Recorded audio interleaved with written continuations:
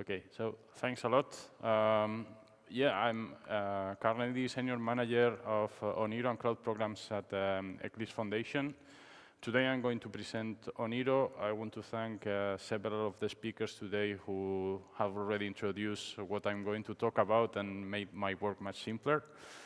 So, yeah, I actually want to start with the mission of Oniro, which is basically to provide or to avoid technology silos through the path of open source. That's like the key thing for us, doing open source and avoid technological silos.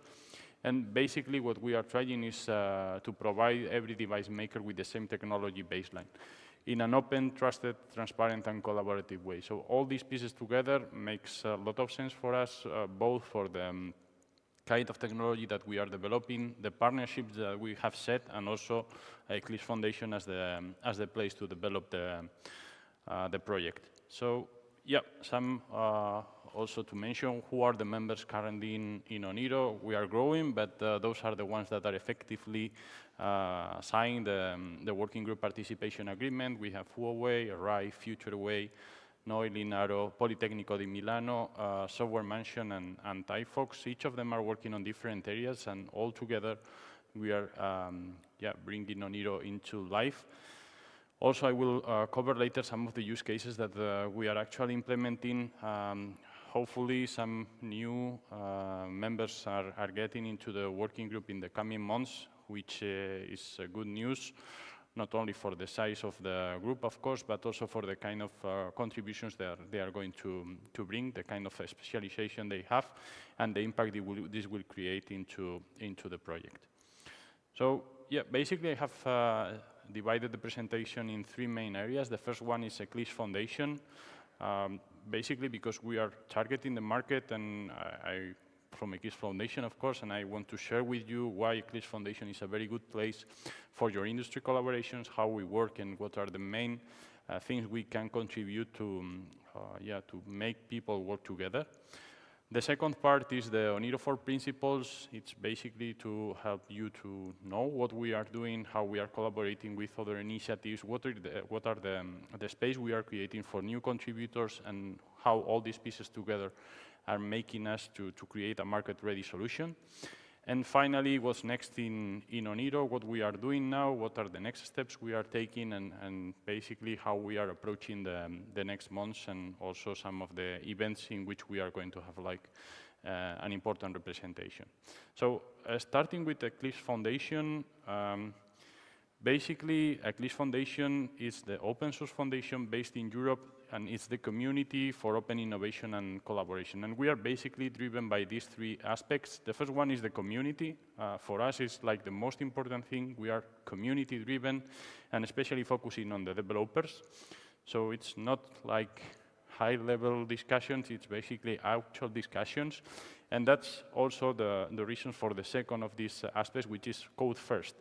We don't discuss about anything. We just expecting contributing in terms of code to the projects we have, and this is the way we are growing and the way we want to create the impact. It's not about opening discussions about how to launch things to the market. We have already some processes in place to support all the companies that are working in Eclipse Foundation projects to do it, but actually how we make the projects to grow, basically through the code first approach.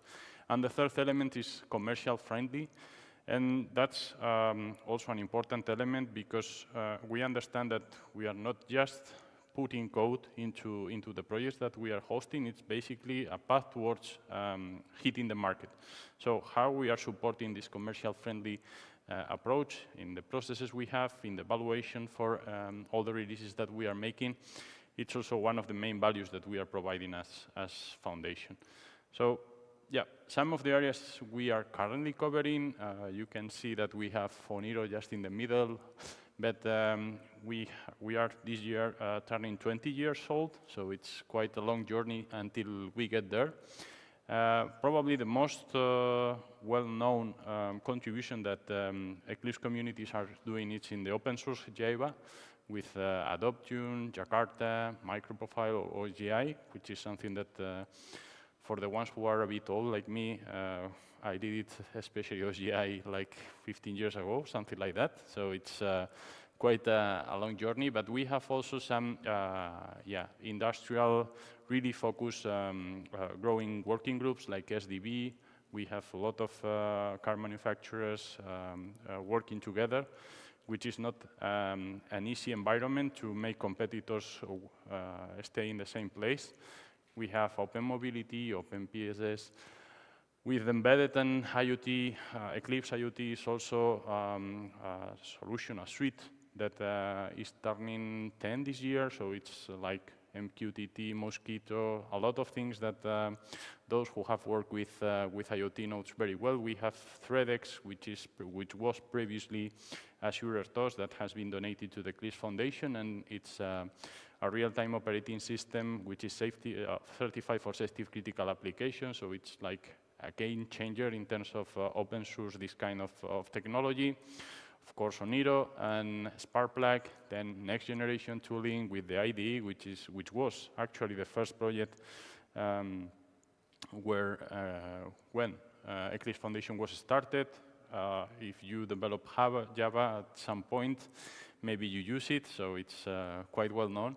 But we have evolved not only to the IDE, but also Eclipse Cloud DevTools or OpenBSX, and yeah, some emerging collaborations. There are a lot of, one of the reasons for moving Eclipse Foundation to Europe was basically because our relationship with the European Commission, all the regulation that is currently developed by the Commission, like the CRA or GDPR in the past, but Digital Single Market. There are a lot of things that actually are impacting open source projects, and one of the reasons for being based in Europe is to have a closer dialogue with the European Commission, and of course cooperate with other foundations to work together and to save the place or to create a safe spot for open source contributions.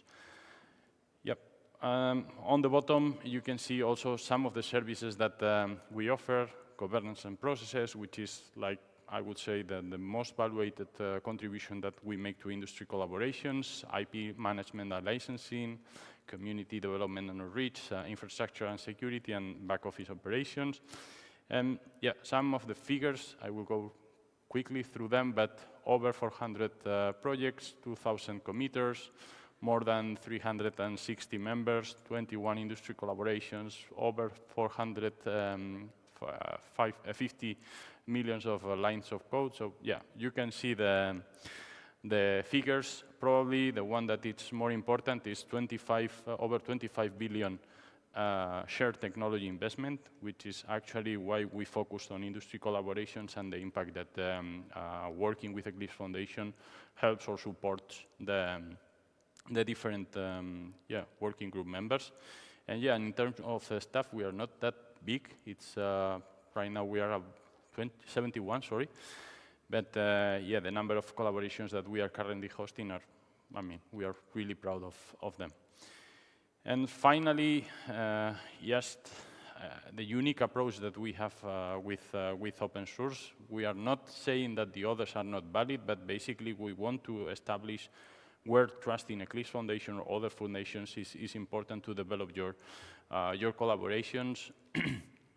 And that's basically, I will focus on the last three items, which is the processes and guidance.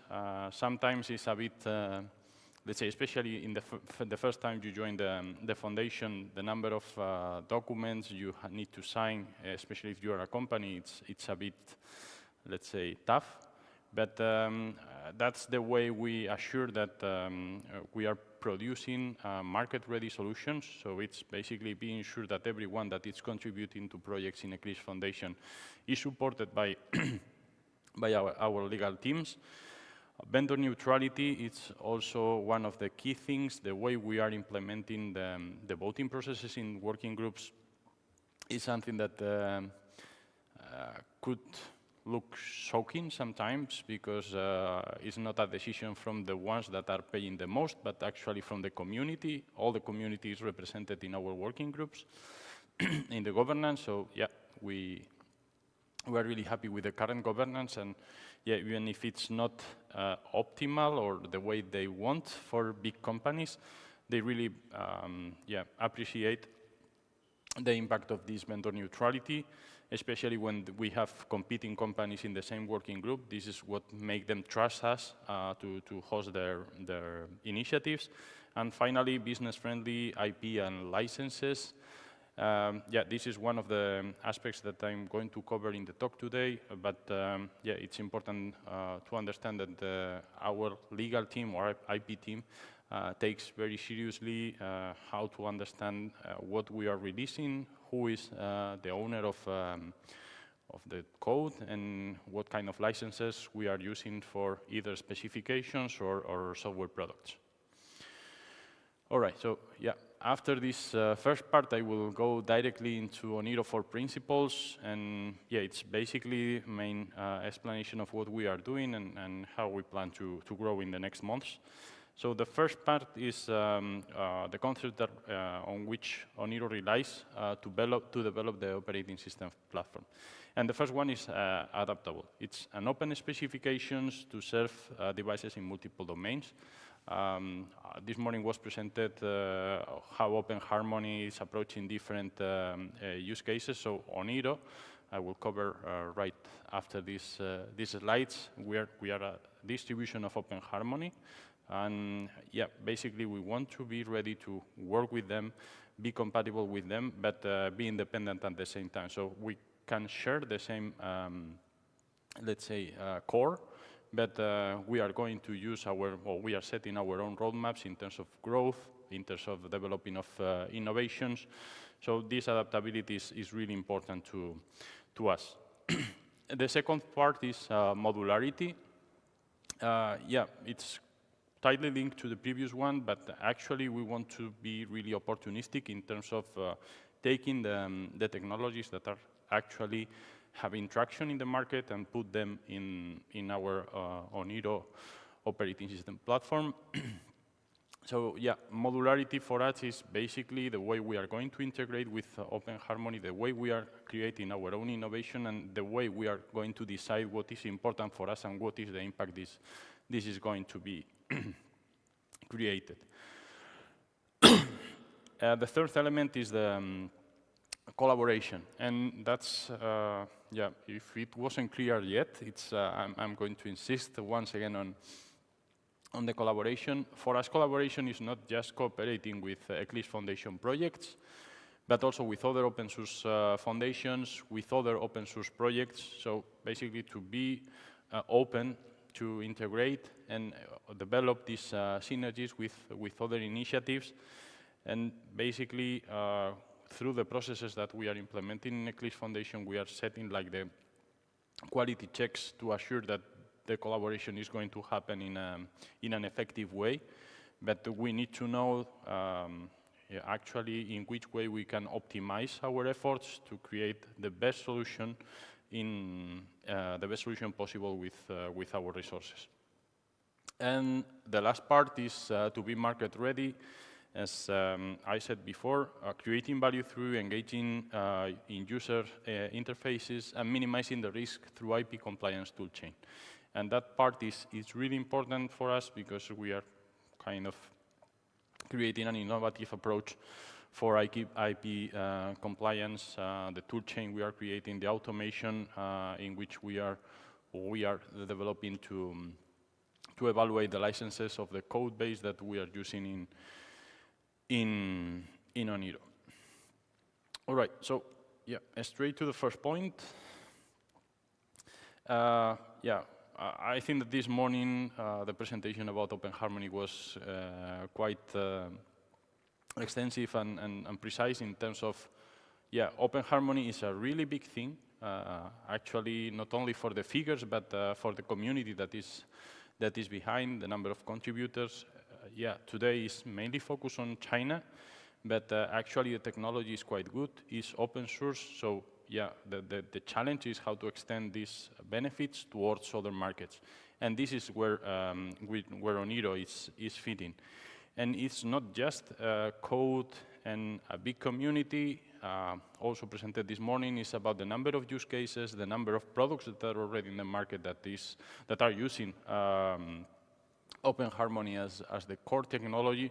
So actually, it's not only a matter of, okay, a cool open source project that is widely used. It's basically something which is having a strong market impact, and how we can extend this impact of an open source solution towards the Western markets. And basically, this is where Oniro arrives. Basically, the way we are going to build the interoperability is through the specification, and that's one of the most important aspects that, that we are currently developing. Oniro specification is developed following Open Atom Foundation specification process, and that's one of the, let's say, key things. It's their own specification. Based on the agreement that the Eclipse Foundation and Open Atom Foundation agreement has signed last November, what Eclipse Foundation is doing is taking the specification from Open Harmony, create a superset of Open Harmony specification, basically customizing it for the Western markets. Open Harmony is not affected, let's say, by GDPR in China or by the CRA. So those kind of things are the contribution that the Eclipse Foundation and the members of Oniro are going to make to the specification, how to tailor the current specification to be ready to create products that can work in Europe, mainly Europe because it's the most restrictive regulatory environment, but yeah, that's the key thing. And at the end of the day, what we want to create is Oniro as a distribution of which is compatible with Oniro products, but also with Open Harmony products. So the main goal is to create a global ecosystem in which we can use both, I mean, Oniro products can work with Open Harmony products. So that's the main thing, and the way to do it is not just by the code, but basically through the specifications. Once we have the specification well defined, the code will work. And that's something that yeah, will happen, and one of the reasons for establishing these collaborations through Eclipse Foundation is because this is the way to assure that the long-term compatibility is going to happen. Good. So the second element is modularity, and here I'm going to bring this picture, which is basically the high-level view of how we are approaching the Oniro well, as a whole. So you see Servo, you see Rust. There are a lot of things that have been presented. Of course, Open Harmony as one of the core elements of our high-level architecture. But what is important here is what are the innovations that we are bringing.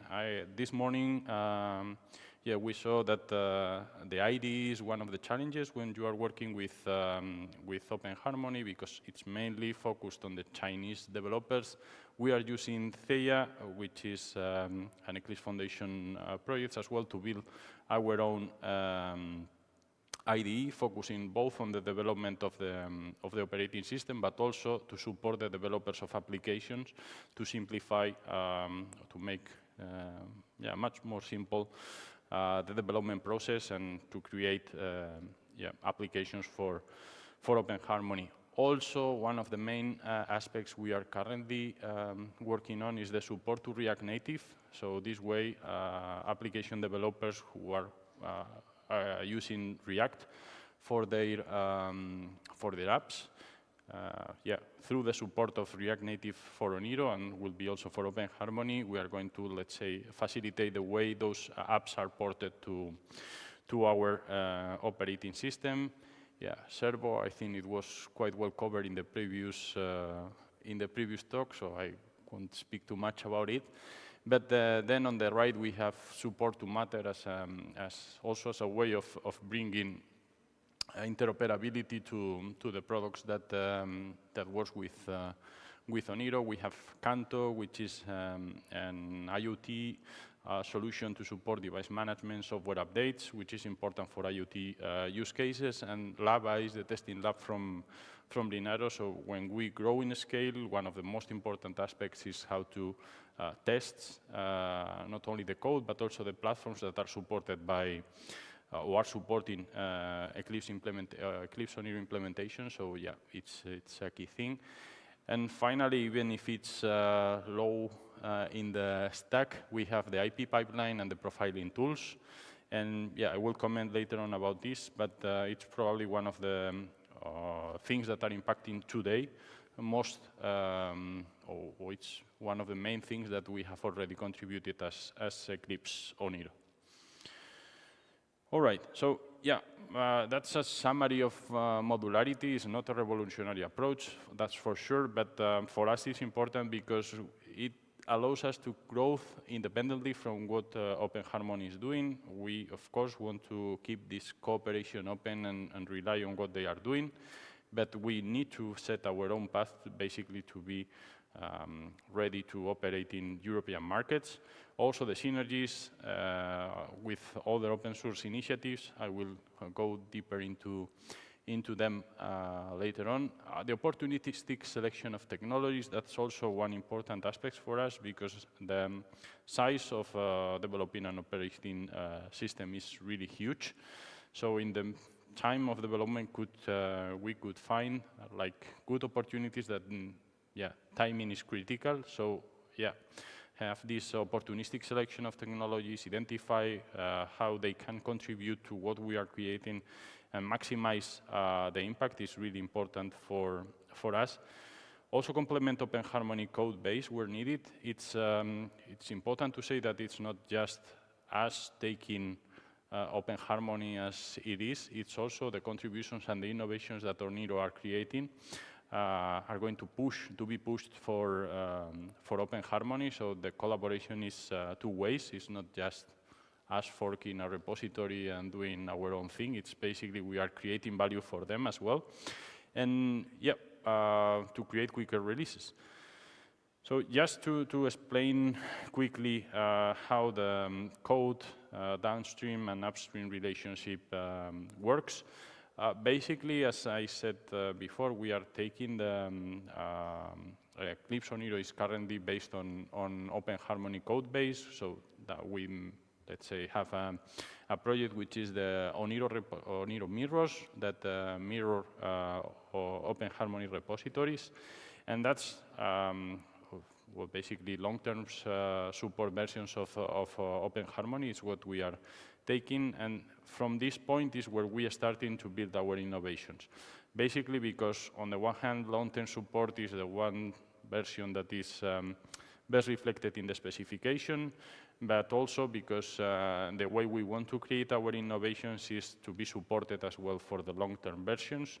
So it's important that we are not, let's say, taking all the releases they have, but those who are critical in the roadmap. And yeah, once we have this in our repos, we are creating our own innovations. We are working on the different modules that complement what is already in place for Open Harmony. And when we complete, we make our own releases and we inform Open Harmony about the innovations that we have created, the way they can use it. Well, everything is open source, of course, and well documented. And basically, it's a mechanism through which Open Harmony and Oniro decides what are the contributions that will be on both sides, what are basically focusing only on a specific European markets, for instance, and they don't want to have it on their own repo. So it's a two-way process in which innovations are shared, and it's up to the projects to decide what are the core things that want to be kept in both places. All right, so the third element is the collaborative principle, and this is the cooperation with Eclipse Foundation projects, with Open Source Foundation, with other open source projects, and even companies that are working in open source that are not either members of Oniro or Open Harmony. So here we have like a list of some of them with, of course, Open Atom Foundation, Open Harmony. One of the use cases that we are targeting in Oniro is IoT, so Eclipse IoT Working Group is one of our, let's say, closest friends, and we are integrating projects like Canto, but we have also Servo, which is a Linux Foundation hosted project, so yeah, we have Rust, and now Rust Foundation, it's also a member of Eclipse Foundation. We have React Native, we have Theia, but we have also companies that are using Oniro technology, like Bosch or Hopper. So, yeah, basically we are, let's say, open to cooperation with everyone who wants to test the technology. One of the things, of course, that Oniro brings is an easy way for Western companies to create solutions that can work in the Chinese market, which is actually important because, yeah, without Chinese developers, you can develop technology that can be tested and run there. And that's probably one of the reasons for Bosch to be working with us, but it's not restricted to, to any specific domain. Yeah, and as I put in the previous slide, for us the most important thing is do not reinvent the wheel. That's actually we are covering use cases that are well deployed, so it's basically identify how we can create value through open source. That's the first thing, and how we can integrate it in our code base. So, yeah, one of those initiatives that we are currently developing is the Oniro Developer Phone. It's basically a way of offering developers the means to try and exploit the Oniro operating system platform, focusing on the mobile. So, yeah, the scope is to create a European phone based on a European open source operating system. So it's like having in mind what's the CRA, all the controversy that we have had for the last, I don't know how much, but at least 2 years, discussing if open source is covered or not, how we have to sign the software. So it's important that this is something that is designed with all these new requirements in mind. So it's fully committed with privacy, open source, and having in mind the regulatory requirements, as I said before. One important aspect that sooner or later will arrive through Europe is the duopoly of Google and Apple. So how we are going to address that from a European perspective is not just putting barrier for European to develop innovation, but to create a common ground for everyone. And in this specific case, solutions like Oniro, which are open source, are based on Europe and have like, let's say, the scrutiny of the European Commission for all the steps that we make, and it's fully open source. We hope it is one of the main alternatives that are evaluated by the Commission as a possible solution. But yeah, besides these two aspects, which are like more focused on the market, we still focus on developers. So offering the developers community a device for deploying their innovation. As I said before, with the use of TIA, we want to facilitate the creation of apps. So it's not only for, let's say, Oniro, but also for Open Harmony. So the impact that all developers can create with Oniro is huge. And yeah, also to complement the already available developer board, which is the one that I'm going to cover in the next slide. Yeah, we have already started to work on this, and hopefully we are going to have like more news, more, let's say, precise news of with whom we are working, what kind of model we are using, and all these things, hopefully in a couple of weeks. But actually the work has started. We are fully aware that if we work on a developer phone, there are some basics that we need to cover, not only in terms of the user experience, but also on the number of apps that are supported. So yeah, actually these three screenshots bring us to, or the idea is to show that, we are not revolutionary in creating things that are crazy. It's basically we are following state-of-the-art solutions. We are creating things that are, let's say, easy to understand for developers, and then we have the room for the innovations, we have the room for increase the privacy, we have like the tools for assuring licensing. It's well suited for the use cases that we are using. And yeah, that's the way we are following. So yeah, we have established like different stages for this. The first one is to identify what are the, let's say, the analysis of the situation based on the architecture that we are using, the electronics that are on the device we want to work, and how we are going to create the, let's say, the roadmap, the technology roadmap for us. And a second stage, which is the one that we are starting right now, we are with porting the kernel with the basic boot functionality, the graphical boot, and also HDF support. Then the next stage, hopefully will happen in June this year, is the subsystem activation. So once we have over the first part and we have the phone booting with Oniro OS in it, is start working of things like the audio, Wi-Fi, and the apps marketplace, which is something that we have already started. So yeah, even these are the 4 stages that we have set. We are working in several of them in parallel. And the fourth part, which is probably the most important when we want to make a release, is the continuous integration test images, documentation, and the apps already available for the phone. So yeah, that's the plan for the developer phone. The other aspect or the other vertical that we are covering today is IoT. So yeah, Bosch is one of the main contributors to Eclipse IoT suite, and they have their own IoT, and basically we integrate in Oniro Eclipse IoT Canto, which is a project that supports device management with over-the-air programming, a lot of different functionalities that actually enables an electronic device to be operated as an IoT device. So yeah, that took us a cooperation with Bosch and Hopran, and indeed we cooperated with Hopran to develop the Oniro development board. I have put a lot of links in the presentation, so you can access to the code, you can access to documentation of the different things that we are creating. But yeah, what is important for us, and coming back to the first slide, is how to create a common technology baseline for different devices. So we have Oniro working on an IoT device like this one, but we are going to have it as well working on a mobile phone.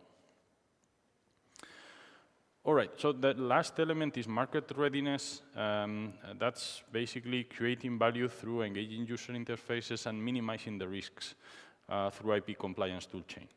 So regarding the first part, we are integrating React Native, so supporting cross-platform developers. It's a, let's say, simple way of getting developers or getting apps available for Oniro operating system. Whoop. Yep. Okay, so just to show how it works, this is the developer board that I mentioned before. We have built a React Native app that works on it using Oniro. It's quite simple, but the important part is that this app works in the same way for Android, iOS, and Oniro. So yeah, at the end of the day, we are having everything that is developed for other platforms working as well in Oniro. So in this way, we are planning to further develop the application ecosystem, although we have some challenge like the application validation framework, which is an important element when we are trying to launch new apps to the market and make it available publicly. Yep. All right. And the second element is the Oniro IP compliance toolchain. Basically, what we have done, what we are doing with this solution is integrating a continuous compliance workflow for all Oniro repositories. So it checks first and third-party components, combining scan code and fossology, and generates an outcome that can be checked by audit teams identifying IP issues, early identification, early fixing. So basically, it's a way in which we want to minimize the risks for those who are using Oniro technologies to launch their products to market. I'm not sure how many of you are dealing with this part, but this is actually one of the main headaches for the companies that are creating products using open source licenses that are launched to to the market. So yeah, it's one of the, I would say, most important contributions that we are doing, because the approach we are following is automating as many things as possible, and even this is one of the main areas of cooperation with Open Harmony, because yeah, we are basically bringing something that they do not have yet integrated in their own things. And additionally, it's not just the code or the integration of the code, but also the dashboard that is that has been created, because this is a matter of risk management. It's not complete truth what we are going to get. So having this kind of visualization to support the decision makers, it's also really, really important to increase the acceptance of the tool we are creating. So yeah, that's just a simple screenshot, but yeah, indeed, it's one of the main aspects that are getting the attention for companies that want to work with us in Oniro. All right. So what's next? That's important, because now I share a lot of things. Some of them are, let's say, very high level, but it's important to close a bit where we are, what we are doing, and what are the next milestones for us. So this is like the, this is the roadmap that we have set in the working group. We have like these 5 elements to work. I would say that here we have in October Eclipse Open Community Experience, like one of the main milestones for us. And we have IoT integration with extended Canto integration. This is something that we plan to work with Bosch and the possible addition of new members to the working group. We have IP compliance with first-party components. Yeah, the IP compliance toolchain integration and the Open Harmony third-party components audit. I didn't mention before, but the first releases of Open Harmony were based, of Oniro, sorry, were based on Yocto. The IP compliance toolchain worked pretty well with Yocto, and now we are supporting also Open Harmony code base. So this is the reason for having this stream of work still live and focusing on this kind of integration. Then we have React Native. One of the most important aspects is support of React Native on Oniro and Open Harmony.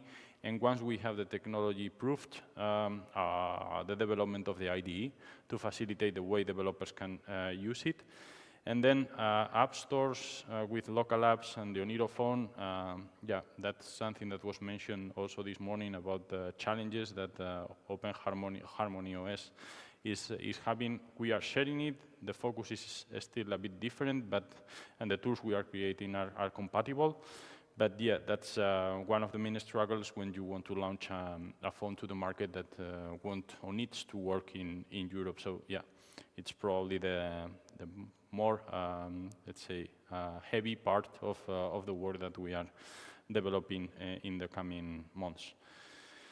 Yeah, but we have also some certain challenges from the technical development point of view, the integration of Servo, the integration of Rust, the application ecosystem development, not only with the marketplace, but also, as I said before, the framework for the validation of the apps, and the IDE for the app developers. So those are 4 key elements that will create an impact clearly on the development of the project.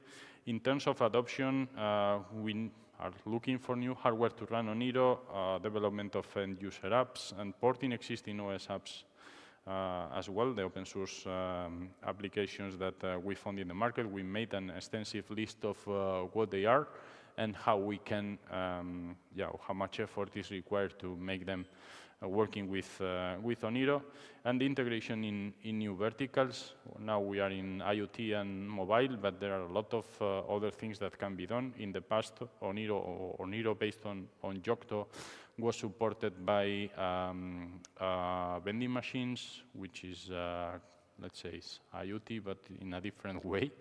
Everything could be IoT, of course, but I think that vending machines is, let's say, a category itself.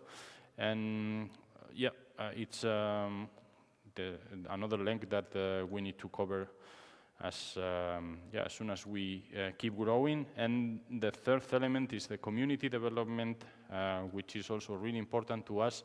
is basically to attract new members for the working group, new committers contributing code to Oniro, and alliances and cooperations with other open source initiatives that can benefit from what we are doing, and we can benefit from the approach they are taking. So, yeah. OCX. As I said before, one of the main milestones for us is October with the Open Community Experience, which is the event that Eclipse Foundation is organizing. Yeah, I think it's an event that is basically focusing on developers and created by the developers. So it's quite unique. We don't have a lot of, let's say, marketing presentations or things like that. It's pure code and how we can contribute to the different domains. It's basically a gathering of all the projects that we have in Eclipse Foundation, and this year we are moving to Mainz, and we hope to have like around 700 people. So you are invited to participate.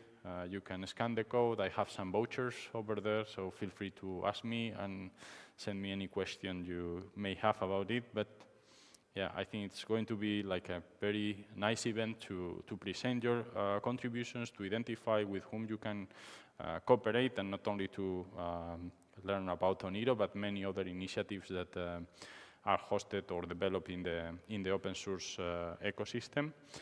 And yeah, that's also for all of you, the different resources that you can get, our mailing list, mailing lists, the Matrix channel we are using for communicating, our social media channels, links to all things. Basically, you can use it as many as you need.